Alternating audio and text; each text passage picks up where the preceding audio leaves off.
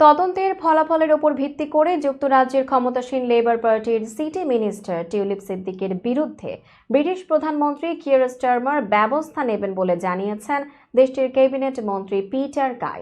রোববার ব্রিটিশ সংবাদ মাধ্যম দ্য গার্ডিয়ান এক প্রতিবেদনে এই তথ্য জানিয়েছেন। এতে বলা হয়, রোববার স্কাই নিউজের একটি অনুষ্ঠানে যোগ দেন পিটার কাই। সেখানে তিনি বলেন, স্বাধীন তদন্তের ফলাফলের ভিত্তিতে টিউলিপ সিদ্দিকের বিরুদ্ধে ব্যবস্থা নেবেন দেশটির প্রধানমন্ত্রী কিয়ার স্টারমার। এ সময় টিউলিপ তার বিরুদ্ধে ওঠা অভিযোগের সংসদীয় তদন্ত দাবি করে সঠিক কাজ করেছেন বলেও মন্তব্য করেন পিটার কাইল। তিনি বলেন, আমি মনে করি টিউলিপ ঠিকই করেছেন। তিনি নিজের বিরুদ্ধে তদন্তের জন্য আবেদন করেছেন, সেই তদন্ত চালিয়ে যেতে হবে। আপনারা জানেন, তদন্ত সাপেক্ষে কিয়ার স্টারমার অবশ্যই কর্তৃপক্ষের কথা শুনবেন। একই দিন প্রধানমন্ত্রী স্টারমার বলেন, টিউলিপ সিদ্দিক সম্পূর্ণভাবে সঠিক কাজ করেছেন এবং তার উপর আমার আস্থা রয়েছে।